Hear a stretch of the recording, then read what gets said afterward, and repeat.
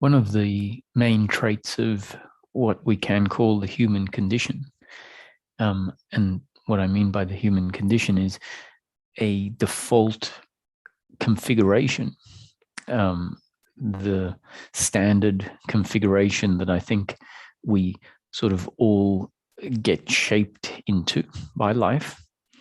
That configuration essentially forces us to be attitudinally involved in what is happening in life. Not only attitudinally involved, meaning that our sense of self feels heavily defined by the outcomes, but also attributing ownership over what happens in the flow of life. And that combination is what creates this involvement I'm talking about. So involvement is essentially the attitude that is heavily invested, the attitude that is heavily invested in outcomes, in what is happening in the flow of life, because it is felt, one, that outcomes are what are most important. Outcomes are what define us, what make us more complete. And not only is it felt that outcomes are what define us and make us more complete and what are important, but there is this, you did this, I did this, it was my fault, it was your fault, things went well because I did this, things went well because you did this. And that attitude means we are dragged in to the level of circumstance such that you could say there is no perspective from outside.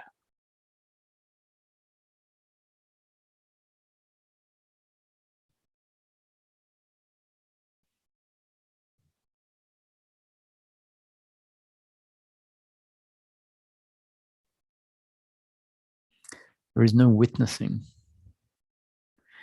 There is no capacity to watch what happens as a happening rather than my doing.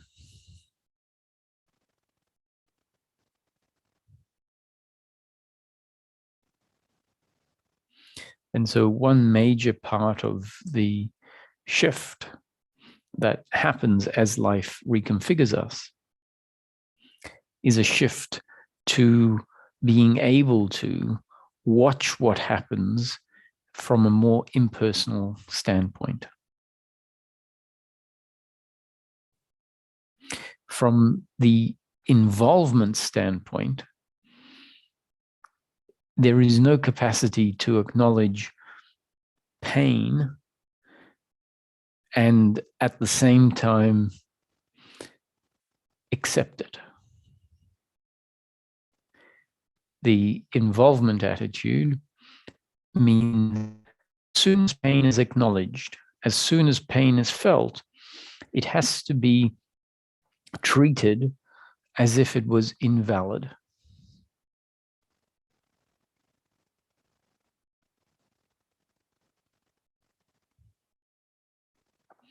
And what this means is there isn't a capacity, one, to acknowledge our own failings or our own shortcomings without turning that into shame. Or we simply cannot acknowledge that there is a shortcoming.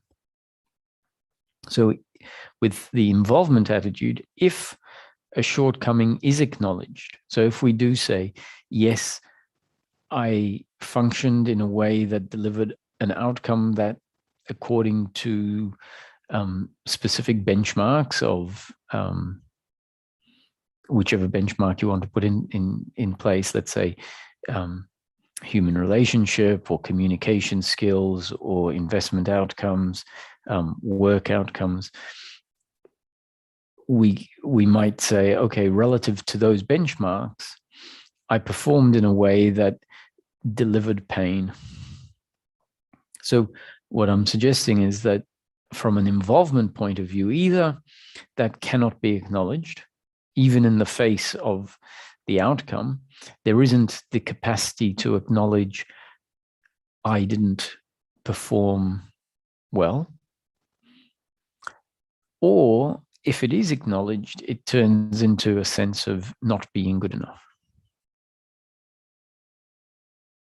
And if we find that the internal structure starts to change such that life is seen more objectively, one of the things is that we can acknowledge both pleasure and pain as being something not caused ultimately by me, but rather something that happened. And that perspective of the flow of life, being able to watch the flow of life and call it as it is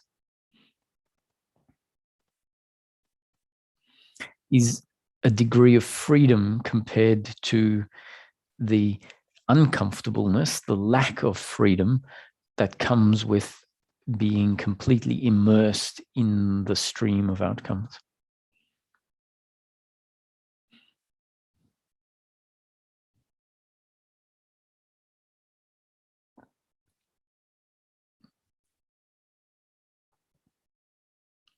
Because this dynamic is so deeply ingrained, the dynamic of getting involved whenever something pleasurable or painful happens, which really is the whole flow of life, is either pleasure or pain.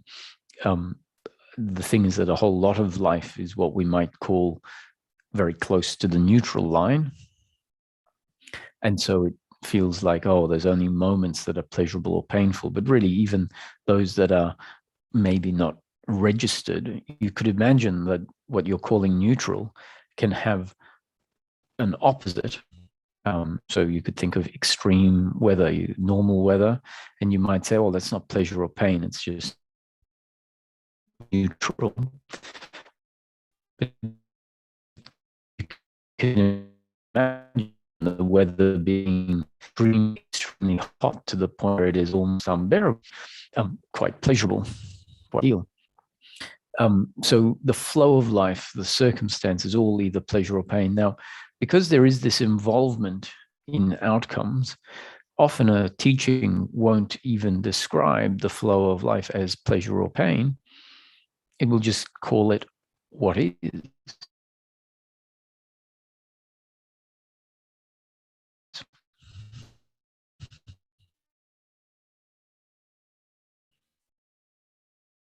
It isn't a mix of pleasure and pain, but rather because the attachment, addiction, the sense of self is engendered when we divide what is and label it as pleasure or pain, the addiction jumps in.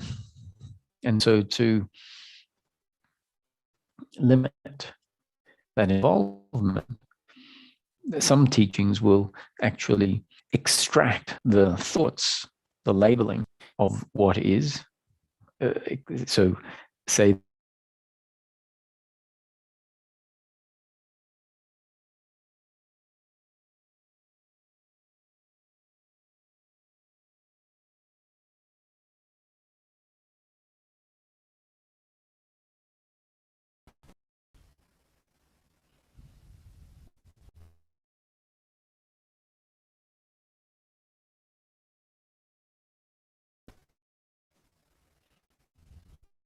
to know what is, you must not label it good or bad, pleasure or pain.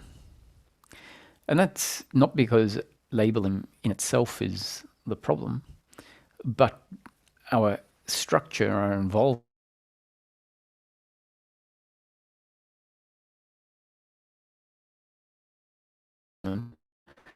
is automatically triggered. Sense of file makes sense to extract that mental movement of calling it one thing or another if it is going to force an involvement. If, however, you can acknowledge that circumstance is going to be sometimes pleasure and sometimes pain, not because we are calling it pleasure and pain and turning it into suffering, but because biologically there is a pain that arises because of the circumstance, either physical pain or emotional pain or financial pain, all of which is part of the biological response to a circumstance. If you are able to classify the flow of life as pain and understand that both pleasure and pain are the nature, the alternating nature of circumstance, it's always going to be sometimes pleasure and sometimes pain. And so if that can be appreciated, then we can start calling the pain out as what is, rather than my doing, your doing, it should or shouldn't be like this. Yeah. That is pain in the moment. Financial pain if you realize you've lost your wallet. Not great as a part of circumstance relative to maybe being able to buy something you wanted to buy and now you've lost the money. So there is a degree of pain. It's not in line with your preferences, but just because it's not in line with your preferences doesn't mean that we have to get involved psychologically and feel incomplete on a level of self. If that happens, which is the human condition, to experience the pain of the loss, to not be able to buy what you want, and then to turn it into an unacceptable circumstance. Whereas if we understand these things happen in life, that's the beginning of a process that may start to occur naturally, may start to arise naturally. A thought, these things happen.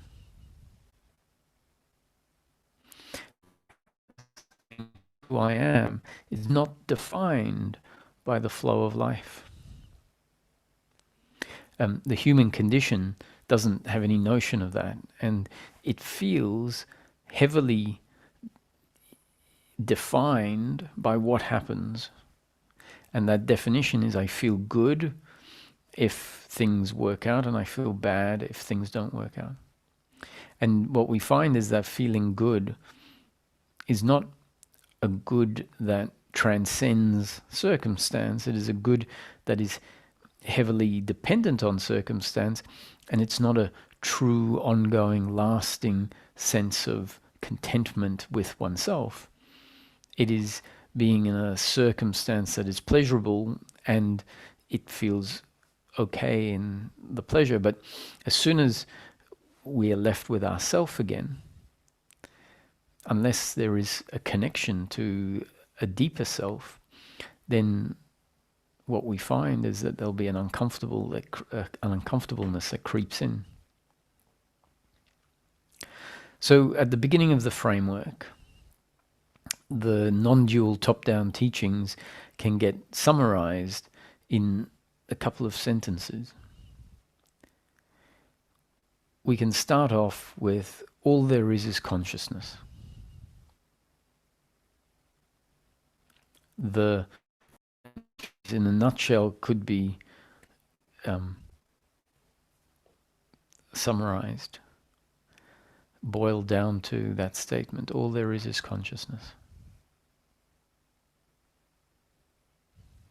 And then we'll take a step further and elaborate on that. Consciousness at rest, the unmanifest, pure creative potentiality.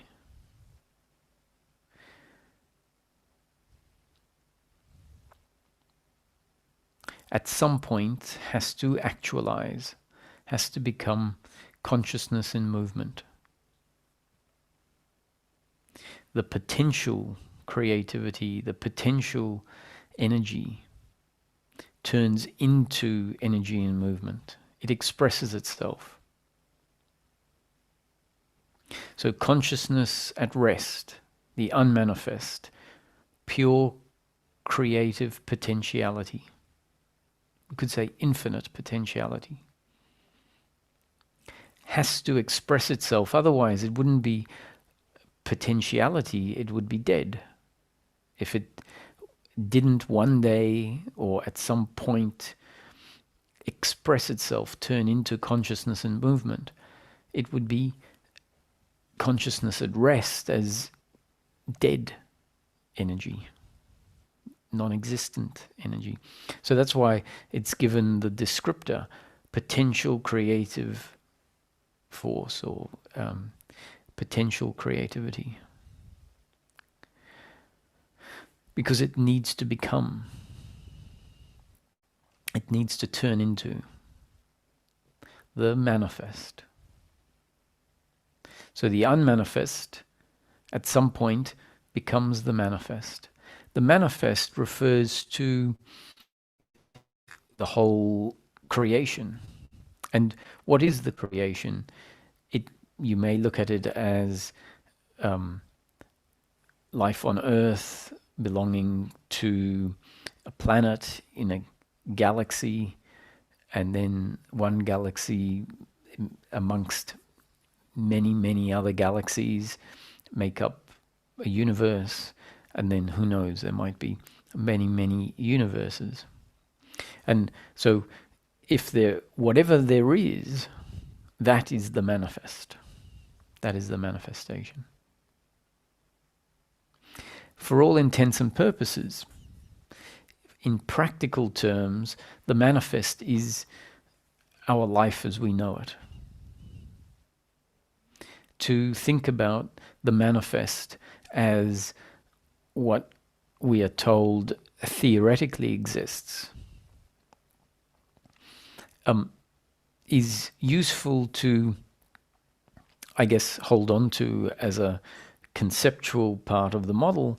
But when we come to looking for ourselves at what is described, it's worth looking at the manifest as your daily life experience and the night dreams. All of that is experience in movement, consciousness in its manifest, in its created form. And when the manifest ceases to exist, the consciousness has returned to rest. And so to hold on to this notion of when the unmanifest or when the manifest ceases to be in movement, it returns to the unmanifest at the end of the universe or at the end of the multiverse's life, that would be the return to the unmanifest. That's valid if we are looking at all of space and time as a block that came into existence and it will come to an end and return to the unmanifest after it has played itself out. But life is not, the nature is not necessarily as linear as that. And so we might play around with the fact that the manifest is returning to the unmanifest in each moment, and then remanifesting in a way that is not perceptible because we arise in the manifest, and in the unmanifest there is no awareness to be aware of the absence of the manifest. So what seems like a continuation of time may in fact be a whole series of manifest, unmanifest, manifest, unmanifest, manifest, unmanifest. Why is this important? It's important because it starts giving us a capacity to see the nature of life beyond form. And the most practical expression of the manifest and the unmanifest would be to pick something in between the two examples that I gave. The first example being that the manifest comes into existence at the Big Bang, let's say, and will return to the unmanifest when the universe has shrunk back to nothing. That's the first example. The second, it is the manifest, and maybe it doesn't end in billions of years' time or in 20 years' time or whatever, but in each moment there is a return to the unmanifest, and then the manifest creates anew, creating the very experience that we have. So that may start to align more with the notion that life is an illusion. It is not as real as it appears, or not what it seems. And the in-between version is that the manifest is our waking state and the dream state, and the unmanifest is deep sleep. Or if you are under sedation for an operation, for example, or you lose consciousness, as long as there is no manifestation, no experience within consciousness, we can say it is consciousness at rest. And that then becomes your capacity to become more familiar experientially with what is meant by the manifest or consciousness in movement. It is your experience where there is awareness of the daily life.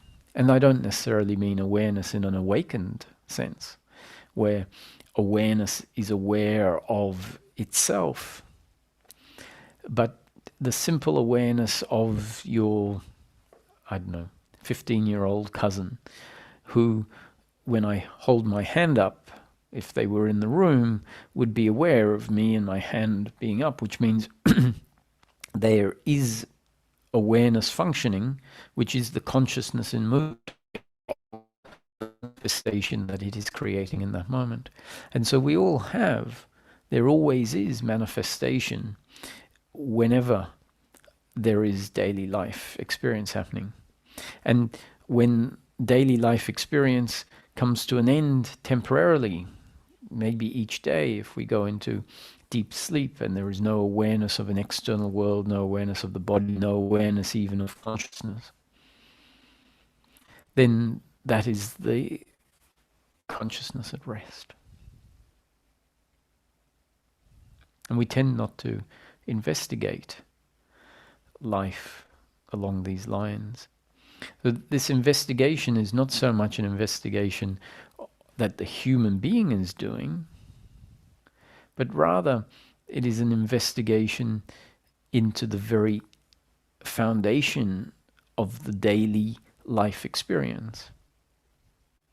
And what we might start to appreciate if we do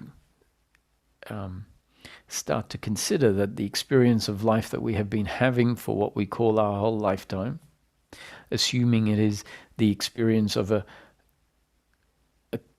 person looking at an external world, if we start to consider that it may not be that, it may be much more akin to a virtual experience, referred to in the scriptures as an imagination in the mind of God, or an arising in universal consciousness. And that source, that consciousness in which the manifestation is arising, is experiencing the manifestation from innumerable vantage points. The one that is what is called your life experience vantage point, meaning when you look out of your window, when you wake up in the morning and are sitting in bed, what it is that you are aware of, what there is awareness of, is the awareness of source functioning what appears to be through a particular body-mind organism, aware of a world. And just maybe that body-mind organism and the world is an appearance inside an awareness. And that awareness, we can say, is synonymous with consciousness. And that consciousness is the truth or the real. the unchanging. And it is where resting, a grounding, rolling back into can happen.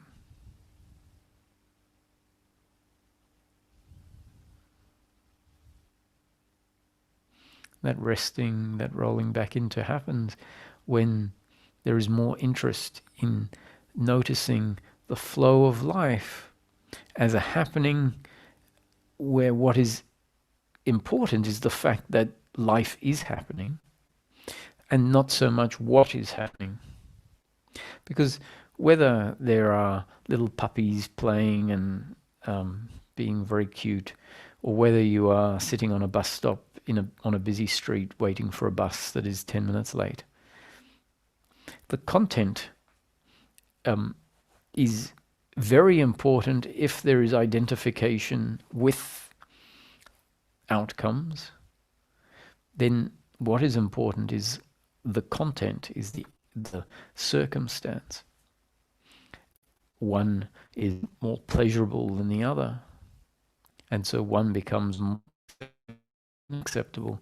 If we're interested in observing the manifestation as a mysterious arising within consciousness that may not be at all what it seems, then either circumstance serves the purpose. Either circumstance allows for that investigation to happen, because what is being pointed at is that beyond the content there is that which is aware. And that which is aware is not of the body, it is not form,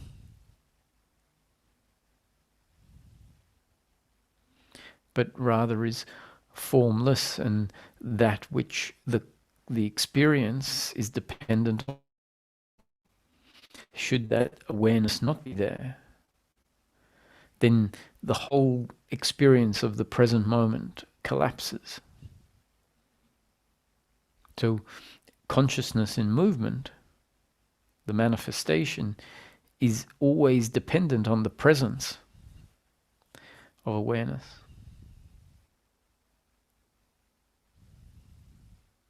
Not so much the presence of the body, because in dreams, the manifestation, the dream manifestation, which when we awaken to the nature of life as being described here as an arising within consciousness, it becomes apparent that whether it is the world that we know as the consistent world of objects, or a world of objects that we, when we wake up, say, oh, that was a dream.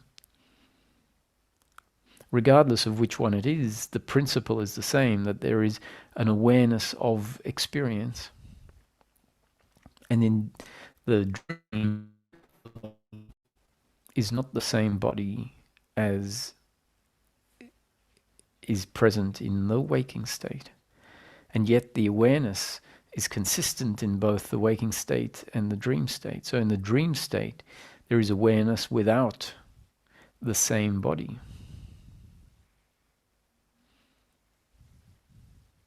Awareness without the presence of the body that is here in the waking state. And someone might say, oh, well, but that body that is here in the waking state is what is lying in the bed sleeping, and the dream is arising inside the sleeper. Now, if we run with those presuppositions, what is happening in our thought experiment is that there isn't a direct presence with what is, and rather there is a carrying into the dream investigation, or the looking at the dream experience. There is a carrying into that investigation a set of assumptions, a set of presuppositions that may be not valid. They may be presuppositions that need to be left outside. And so the very fact in the dream manifestation, or what I'm calling the dream manifestation, the sleeper is not something that can be confirmed. The sleeper, the one asleep in the bed, only becomes confirmed when the dream manifestation collapses and there is a return of the waking state manifestation.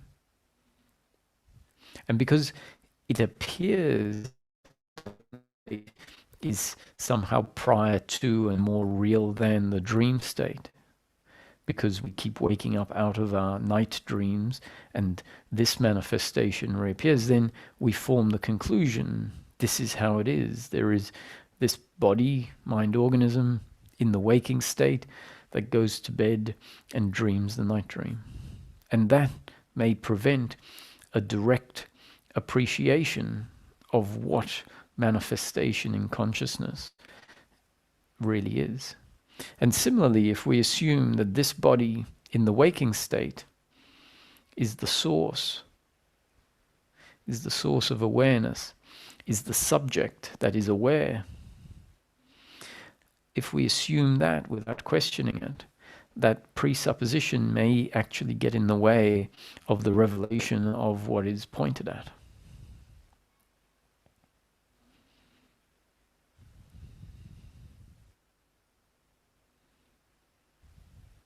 In meditation, with one's eye, what we might call one's eyes closed, there is awareness of the meditation state, which is a form of manifestation. And if we carry into that meditation state the presupposition that there is a meditator sitting in a room meditating, and that that meditator is the source of the awareness within the meditation experience, that presupposition, that assumption of how things work, may actually be what gets in the way of an appreciation of the formless awareness that may be any of the objects that arise in any of the manifestations. And so non-dual teachings keep that what we really are is not the body, that the world of form is not as it appears and the body is part of the world of form. That if we are identified with the world of form, identified with the body, then we forget what we really are. An awakening, remembering, self-realization, realizing the self that we are, is available in life. However, what is needed is a radical reassessment of what's what. And the teachings are giving us hints, pointers, things that may become part of the manifestation, may become part of the ongoing manifestation, such that certain thinking arises. And that thinking wouldn't be the thinking of the person as a doer of the thinking, but rather part of what is manifested, and not manifested by the person as some that has some power to create the dream it is in, but rather the dream, the manifestation we are in, the flow of life, is created and we are part of what is created.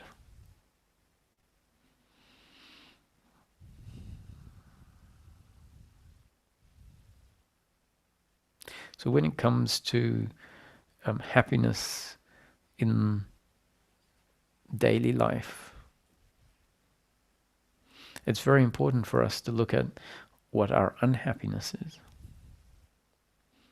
And if we look closely, we'll find that our unhappiness is an uncomfortableness that arises when circumstance turns out not in line with our expectations, not in line with our preferences, such that attitude towards the circumstance arises. Attitude is life shouldn't be like this, and that very movement of life shouldn't be like this. You shouldn't. Why is life like that? Is the reinforcing of the uncomfortable sense of self. And if that happens, part of the manifestation, part of what is happening. So it appears that manifestation, the story of life, is a story of forgetting oneself, identifying with body, identifying with circumstance, as if it is what will complete us.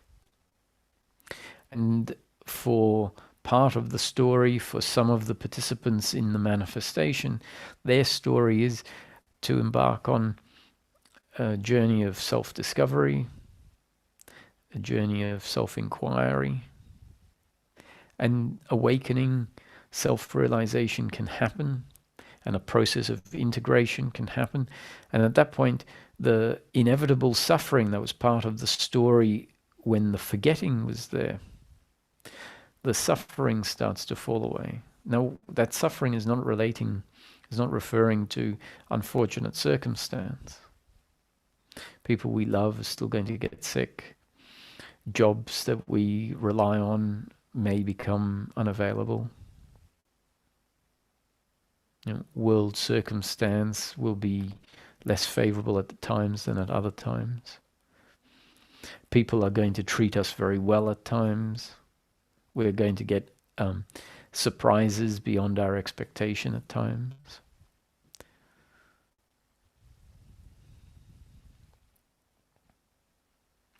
So the end of suffering is not that the circumstance suddenly becomes pleasure, pleasure, pleasure, or perfect, perfect, perfect, but rather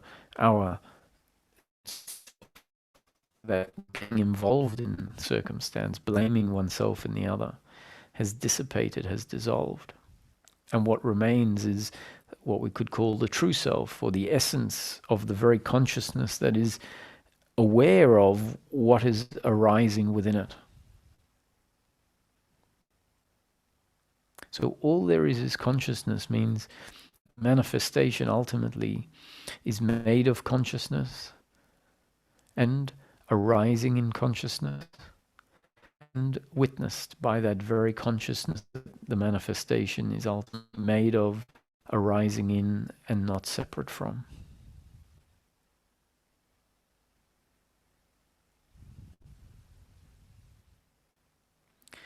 And as life is witnessed, meaning feelings are seen to arise in a body-mind organism, words are seen to happen through a body-mind organism, thoughts arise in a body-mind organism through a particular body-mind organism, leaves fall to the ground as part of the flow of life, and remembering the movements in the body-mind organism, the biological movements, are all part of that same flow of life.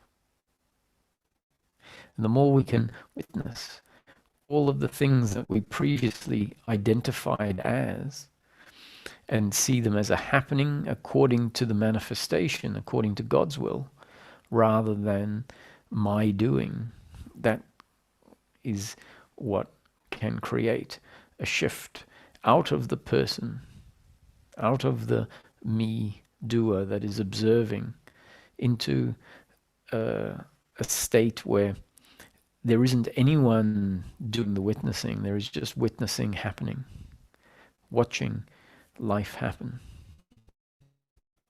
It starts off as something inaccessible. It's like a muscle that hasn't been worked.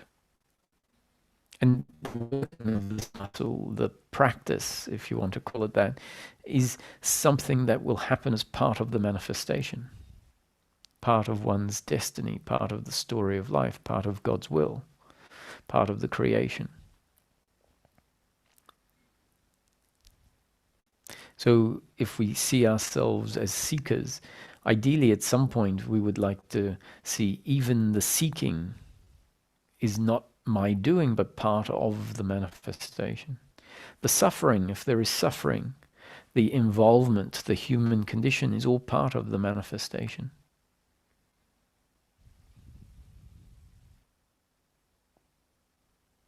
No one has ever done anything. There is no doer doing any of life. There is life happening.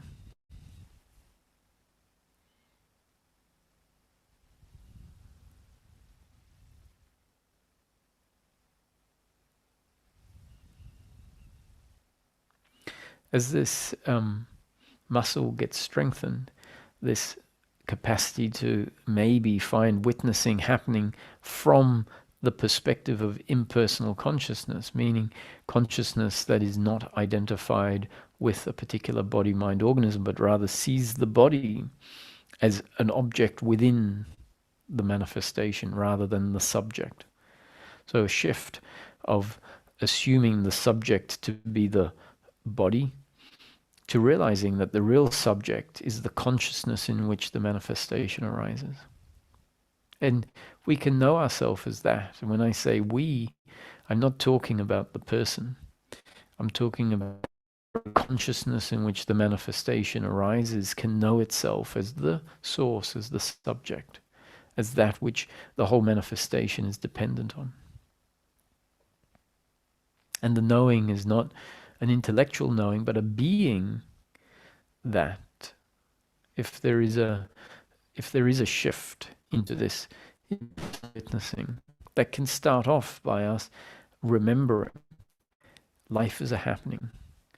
Pleasure and pain happen, circumstance happens, suffering, should it happen, involvement in circumstance that feels very uncomfortable, what we call suffering, that too is a happening. And the more that this remembering arises, the more likely the flow of life is going to be seen, even the intangible aspects of the flow of life, like our thoughts and emotions, start to be seen as objects of manifestation. And the objects are objects that ultimately get seen to be not objects of wood and water and thought, but objects that are different expressions, different forms, ultimately a form of consciousness. So Ramana Maharshi's in his one of his ultimate concepts of creation, which is pointing to the formlessness of consciousness, the unmanifest fundamental nature of consciousness. It says there is no creation, no dissolution, nothing ever happened.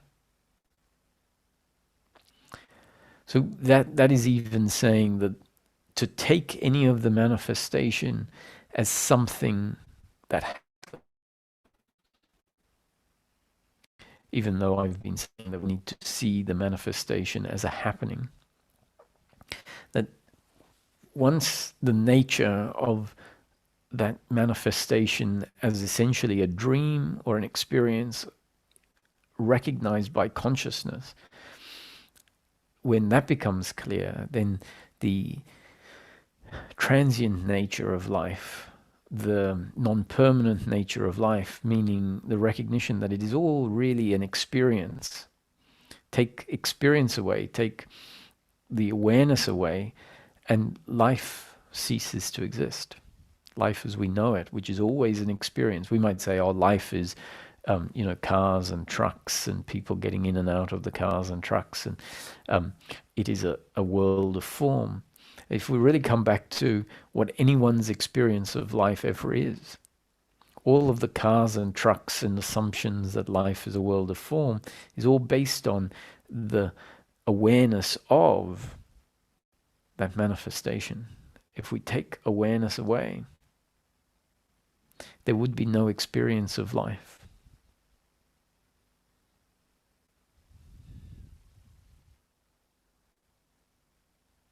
And furthermore, to help us, it can be useful to look at what is being described as a single consciousness.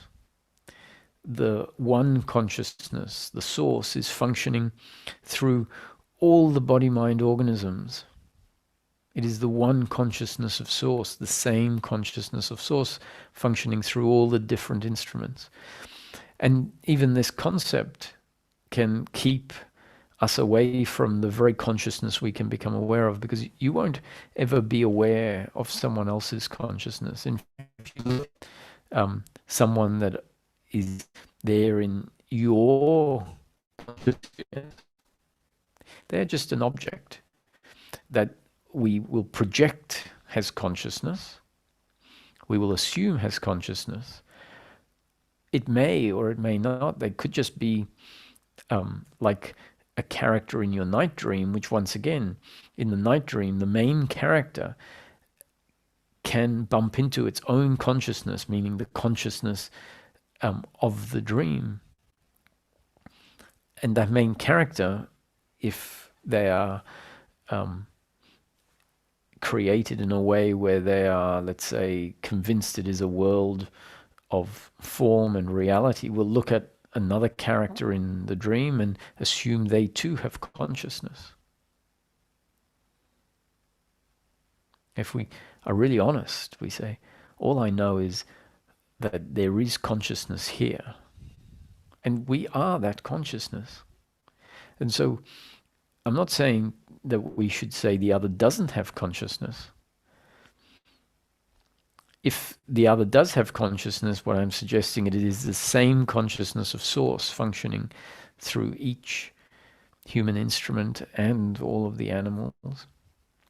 But let's not get carried away with the concept that there is the same consciousness functioning through all human beings, and then miss the fact that what I really know, what I can experience firsthand, is the consciousness that I am, the consciousness that, until investigated, appears to be Roger's consciousness.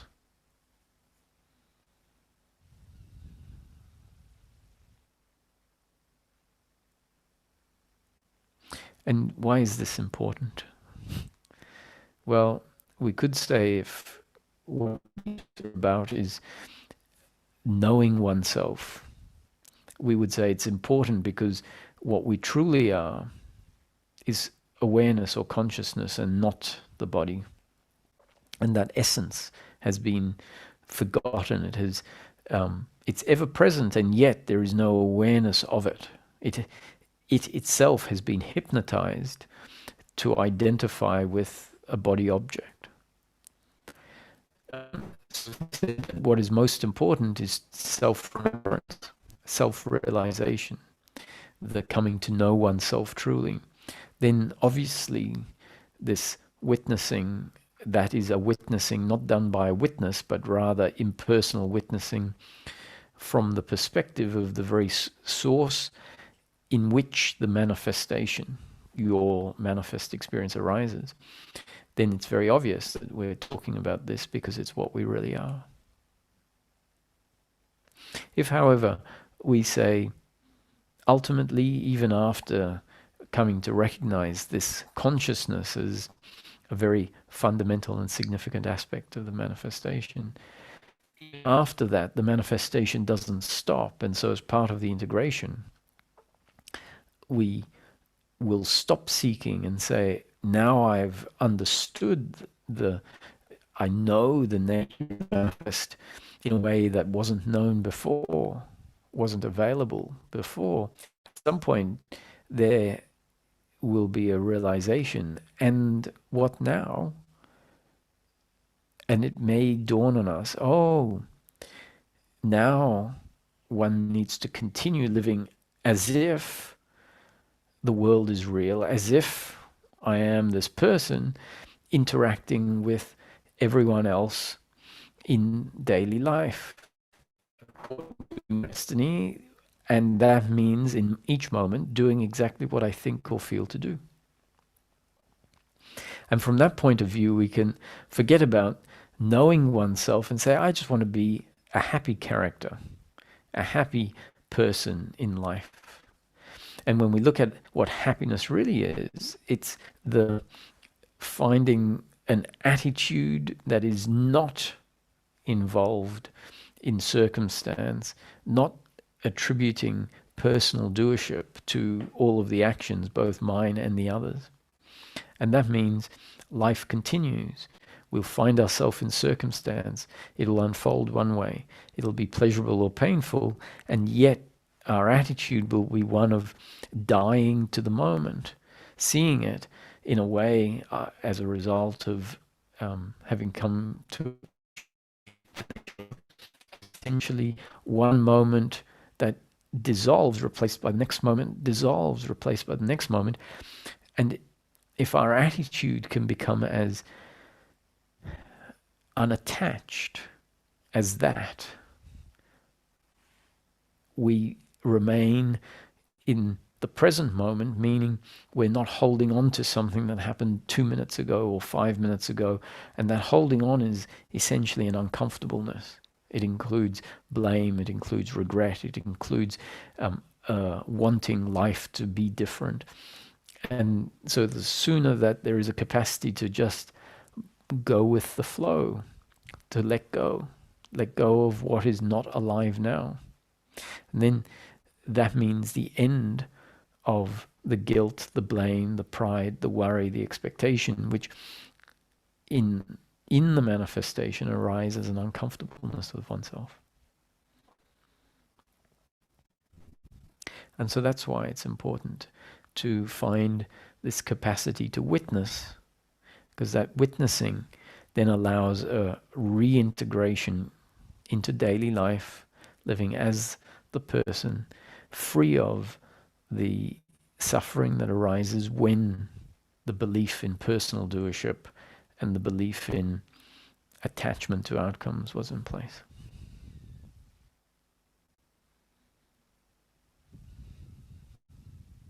So Ramesh used to refer to the manifestation as a block that came into existence in an instant. That all of time, from the beginning of time to the end of time and everything in between, already exists. A predetermined story of life. The manifestation is what has been created, what has been determined.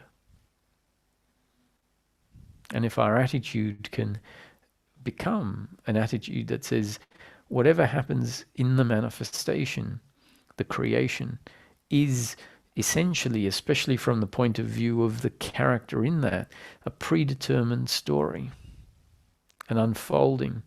And this notion of predetermination can feel uncomfortable for people because they might say, oh, that means my life is not going to change. Predetermination doesn't mean that life is not going to change. So that doesn't mean that if you're, let's say, I don't know, a drug addict, and we say life is predetermined, that it is predetermined for you to remain a drug addict. It doesn't mean that if you are studying to be, I don't know, a doctor, let's say, and that you're not really convinced that that's what you want to do, that, oh, life is predetermined and doctor, and you are going to work as a doctor for the next 40 years.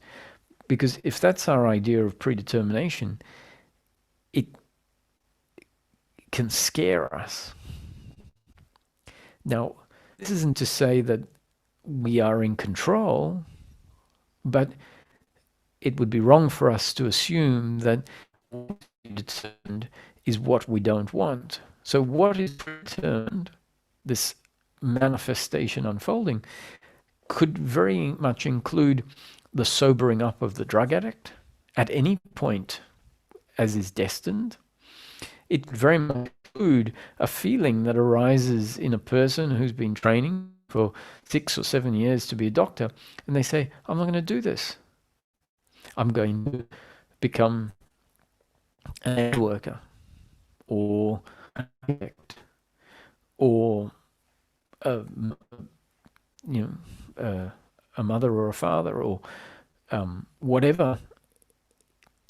So destiny will, what is destined will include something that can lead to radical change. And whatever radical change, whatever the outcome of such a decision is also part of what is predetermined. But so we don't know what is predetermined. Do we get to live life as if in practice it isn't predetermined? our attitude can be one that's where it's most important, is that once something has happened, hopefully we can see it as the only thing that could have happened. And if we can, if we look at the mechanism by which life unfolds, and the manifestation, the creation that includes inherently in it rules of cause and effect, our actions and our decisions and what we can call our destiny as it unfolds is directly influenced by two factors.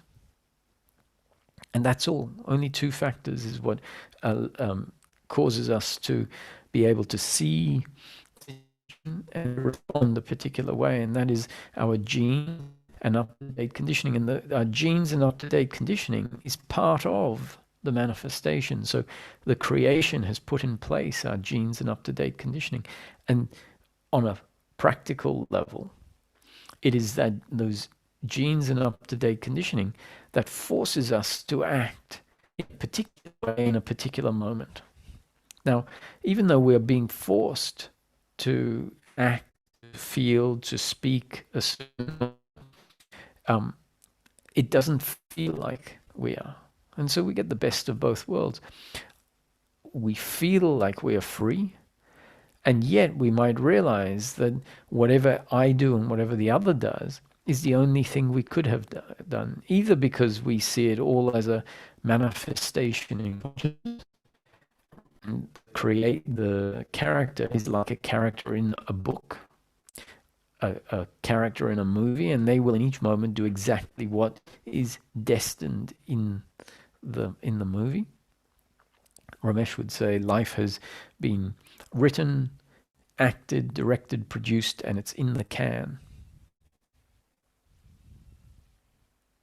So if we either way, we hopefully will see whatever happens in life is exactly what will destined to happen, either because we see it's all a creation consciousness, a predetermined story, or if we look at it on a causal level, we still come to the same conclusion, is that because the whole environment is essentially a closed unit, we are part of that closed unit, and that there are winds and oceans and gravity and innumerable forces that are at play, what we could call the cosmic laws, and our thoughts, our feelings are all part of a interconnected network.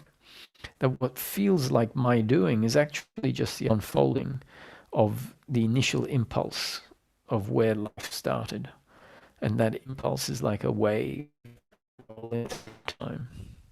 And in each moment, what happens is the crest of the wave, and the crest of the wave is only that way because of everything that is, all the forces that are playing onto that wave, forcing it to be that way. The wave can't crash if it's not free will. The wave can only crash when the forces force the crashing to happen.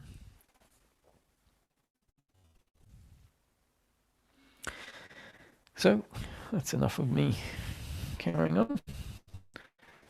If anyone has any questions, put your hand up.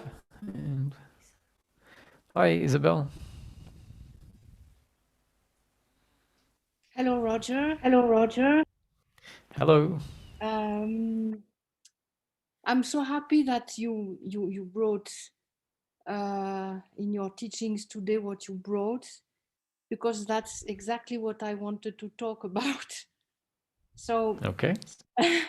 probably I have to re-listen what you say, because it's quite a lot, and maybe you have already answered what I'm going to ask you, but I will revisit it again. But I wanted to tell you something that happened to me last week. I made a Vipassana retreat, Sutipassana, in France, and maybe the last day um, I saw a raw deer appearing in the fields, Mm-hmm. and suddenly I had this feeling that this raw deer was maybe uh, appearing in the instant I was seeing it. It was Mm-hmm. not existing before. It because the way it appears, it was like a thought, you know. And in your teaching, you often say we are not our thoughts. They just appear and disappear. And I had the same feeling with this raw deer, and say, what if this this raw deer doesn't exist, has never existed before, and it was so strong, that I was wondering if that was also a thought, or if what was the part of my consciousness about uh, what was happening and what I was feeling. I don't know if I'm clear. Uh, yes, quite well. I think I feel like I can answer to what you're saying. I don't know if I will be on track, but I would suggest that because day after day, hour after hour, instructing or witnessing of what is. So, if a itch arises, just witness it as a sensation arising in the present moment. Don't scratch it, just see it as a sensation. And so the whole methodology is really about allowing us to see things differently, because our normal response to an itch is to scratch it. Our normal response to any of the body sensations are to say they are my body sensations. So there is this identification as the body, and an interaction with life that tends to cover up the awareness. And so the day after day or hour after hour, there is a breaking down of that, and a providing of a new set of guidelines, new set of rules, as to how to live life for those 10 days, um, essentially as that which is aware of everything that arises. And what that leads to is an appreciation of the present moment in a way that isn't allowed to happen when all of the old habits are there. The old habits tend to reinforce because of the consistent sensory feedback that we get. Um, it reinforces a sense of me as the body. And this shift is reinforcing what you are as that which is unchanging, that which is not a physical entity, but that which is aware of all of the physical entities that are seen as not physical. Essentially, it's bringing us to see the present moment as all there is. Exactly. Yeah. So when that's the case, what you're coming to is the actual experience. And so the old concepts get seen to be maybe not true. Exactly. Um, yeah.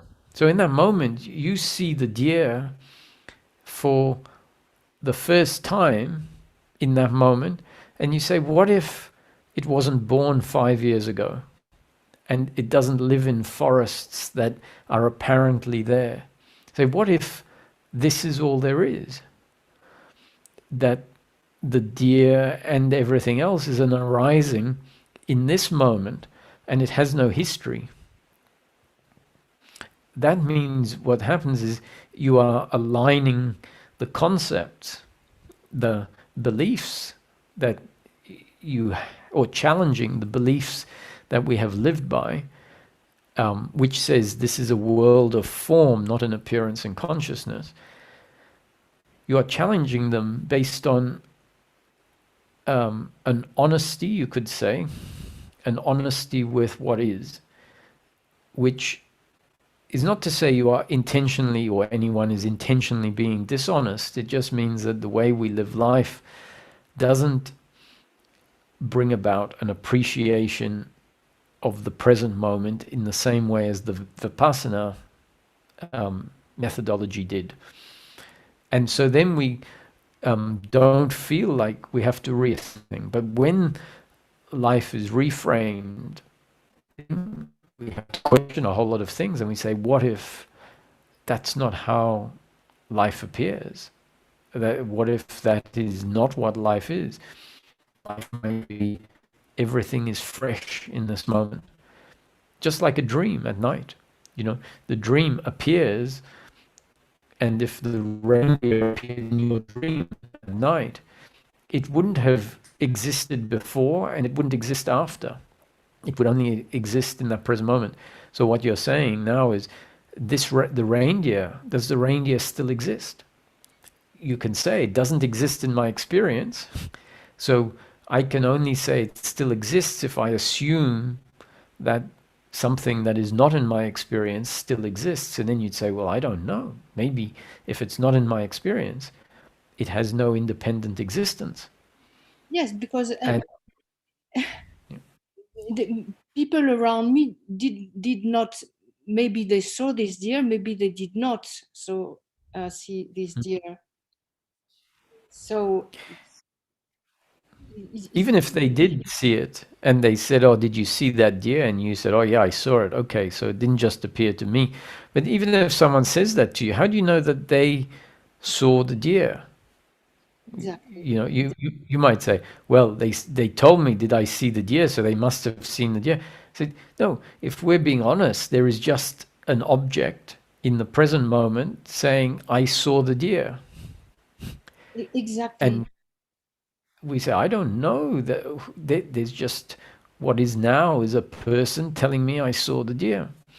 And so if we question and we say, now I'm not saying that we should live our life in the end not believing what someone says, but when we're doing this investigation, we have to be honest and say, I don't know if this person that appears in my manifestation is what I have always said they are, because they are just an appearance, and if I turn my head in another direction, they don't exist anymore.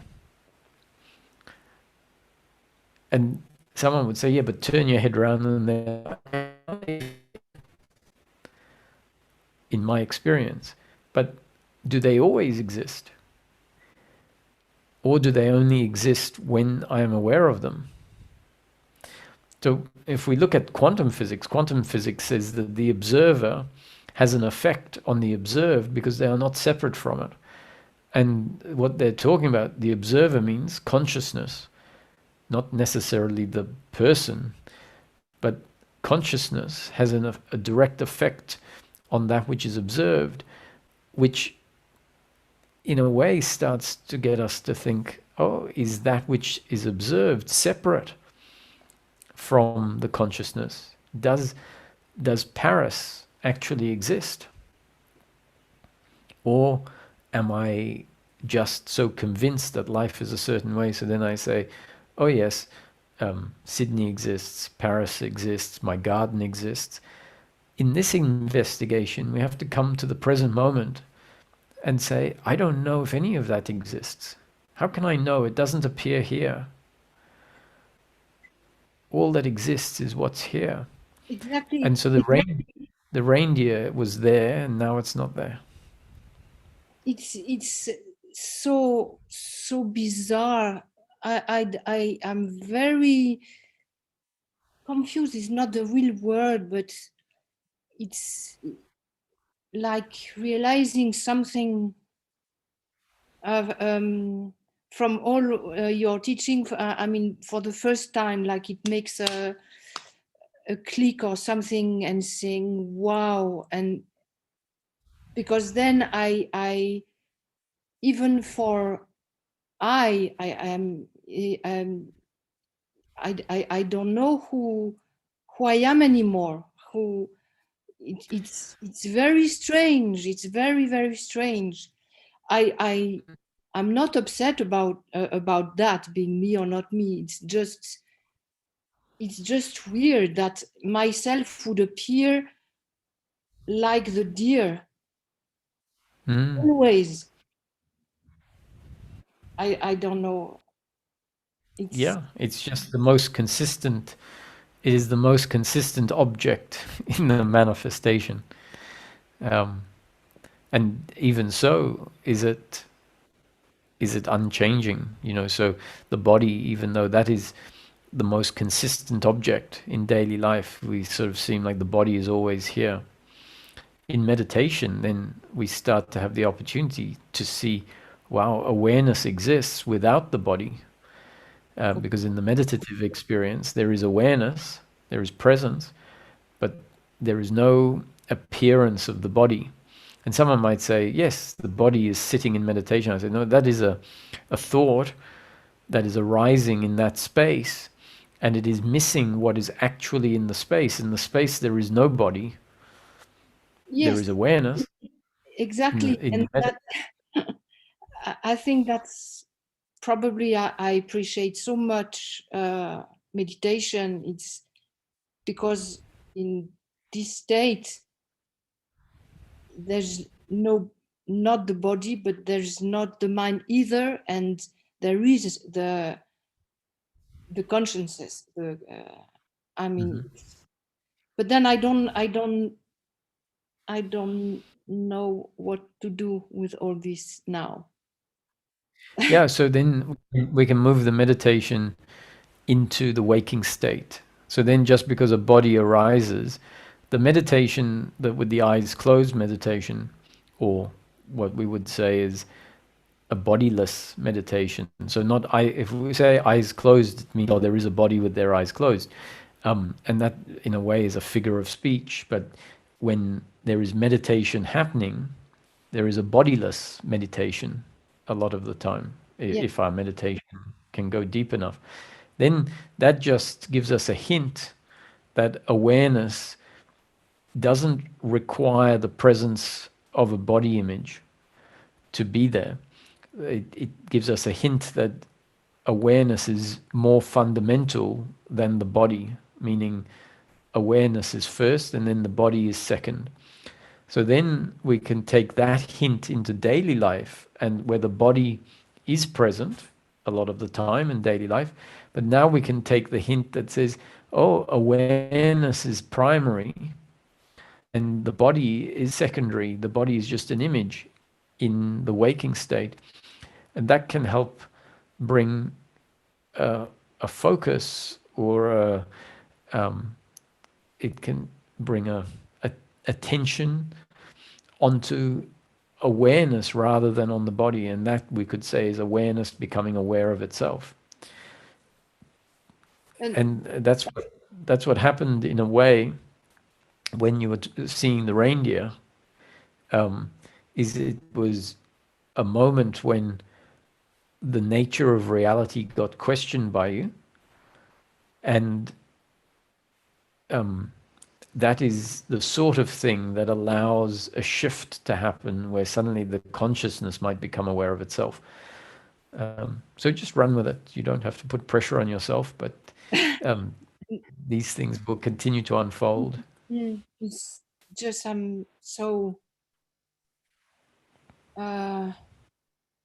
astonished and maybe curious also about, like, if I had made a discovery, something like that. So it's great. It sounds like part of the discovery, yes. Mm, mm, mm. And it happened, right? Yes, Because it happened. yeah, I agree with that, really. So thank you yes. so much. That's I will re-listen to all what you said today, because I feel that you gave some keys that I have to go further into then, and I hope to be there on the your next intensive? Yes, well, the next intensive, actually, now you bring it up, it's in a couple of weeks, and it is on witnessing and abiding in I am. Yes. So those are the two aspects of consciousness. So there will be a lot of these pointers, and I think extended periods of just sitting, being. So yes, please try. Yes, yes, I'll do my best to do that. Thank you so much, Roger. So see you soon. You're welcome. Thank you, Isabel. Hi, Gurleen. Hi, Roger. How are you? I'm very well, and you? Good, good. Life is unfolding more and more as coming back as a person and living Yeah. this life as if I am this person. And as a part of that, the skeletons in the closet that were that I was untouched by as the consciousness, but as a person, I am susceptible to those. So a lot Yeah. of unfolding is happening and suffering is appearing. And last week, I came across a talk from you from last year where you talked about um, recognizing or understanding yourself biologically and psychologically truly just for the sake of it, as objectively as possible. And that really resonated. And some investigation has been happening just to identify what are the shortcomings of this biological and psychological instrument. And somehow the question comes up like, what is the difference between a psychological shortcoming and a form of suffering? So, for example, judgmental behavior. So if I'm judgmental all the time, for example, is that a psychological shortcoming, or does that fit in the category of blame? Well, as I don't know how I used it in the video, but generally speaking, and so I would say probably in the video, I would have used the word psychological in reference to the part of ourself that is the doership and attachment to outcomes, because I tend to keep the word psychological reactions to being those attitudinal reactions that are suffering. If I was talking about a personality trait, for example, I would probably put that into the biological category, depending on what trait it is. So that you could have a personality trait which is being impatient or impulsive, and you could be introverted or extroverted, and they could be biological, but they because the word biological often makes us think of the biology as we relate to it, like the heart and the blood and maybe your type of skin color and muscle, different fast twitch muscles or slow twitch muscles. But biological includes the many mental aspects as well. So all of the working mind, which is a form of thinking. So you could have someone that is more creative, someone that is more logical.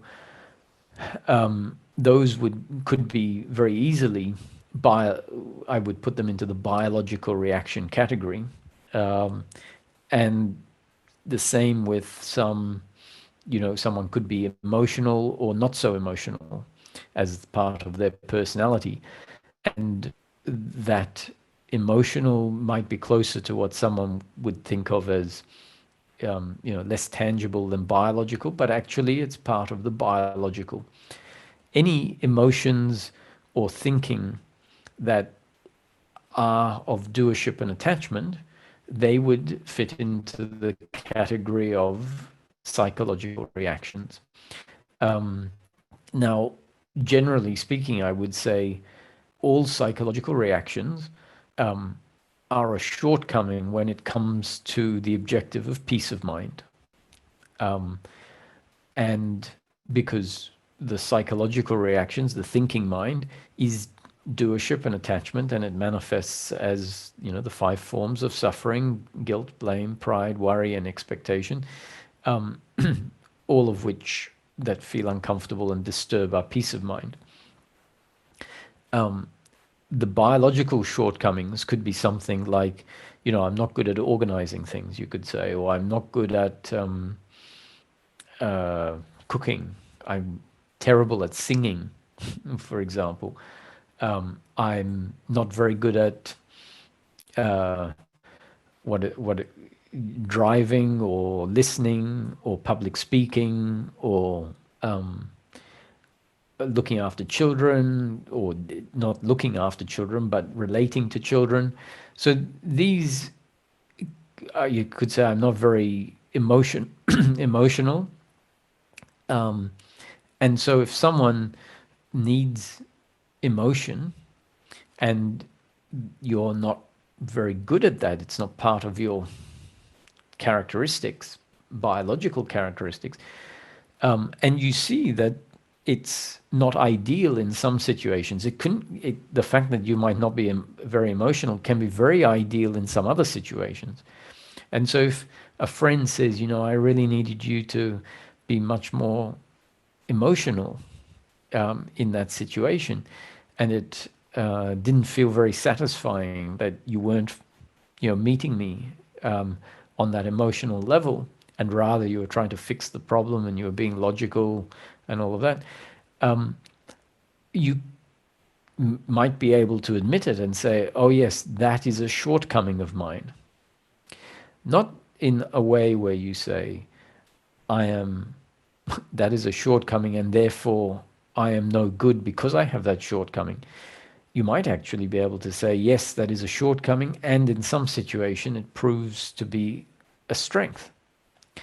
But, you know, in a particular situation, if it hurts someone, especially if you see it is a sort of a repetitive thing, you can say, yep, that's a shortcoming of mine. Similarly, you know, if you're not very strong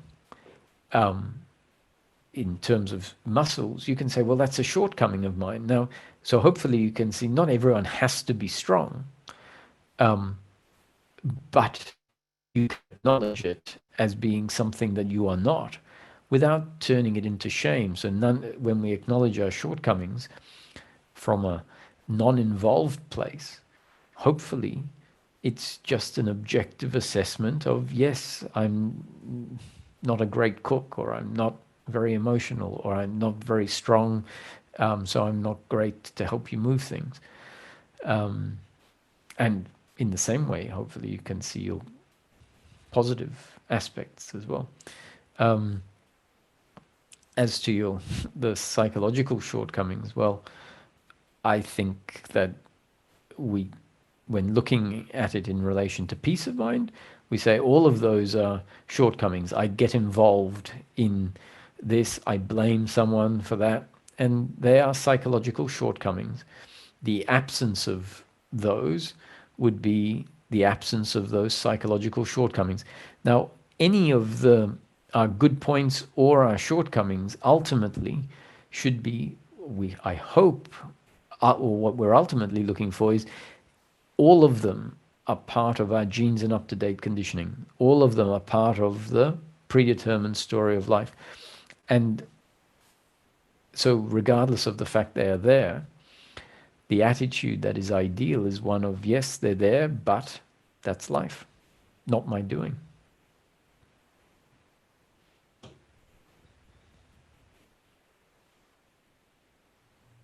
Thank you, Roger. Yes, that does make sense. And I do want to really show my gratitude to the teachings that it is more and more this way. The element of guilt and shame is really weak. It appears it is seen to be a form of suffering and is let go very easily than how it used to be before.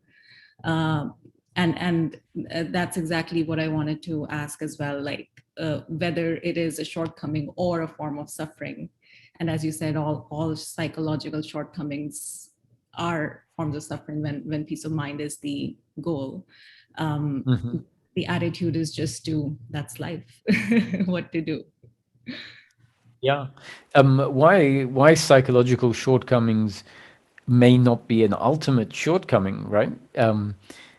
Because, and that's why I say relative to peace of mind, the truth is that someone who gets very involved in circumstance may actually get up and become an activist against something, in a way driven by their taking it very personally, that might make them, in a particular instance, a better activist. It would make them a more unhappy activist because it would be taken personally. But who knows, that might make them, in a particular circumstance, a better activist.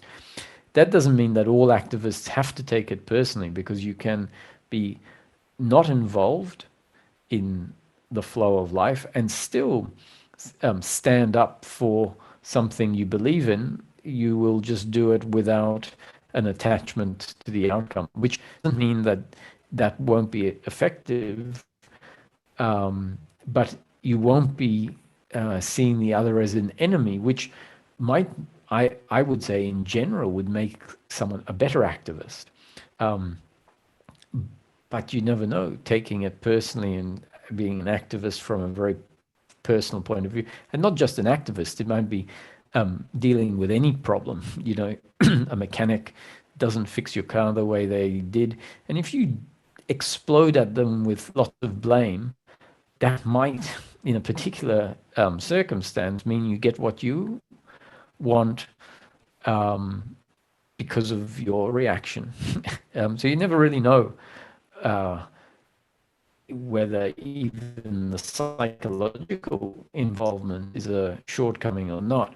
It is relative to the goal of, or the objective of peace of mind, or the benchmark of peace of mind, because psychological reaction is the opposite of peace of mind. It is the disturbance of peace of mind. So at least we can say, relative to peace of mind, it's a shortcoming, but it's not our doing. Right.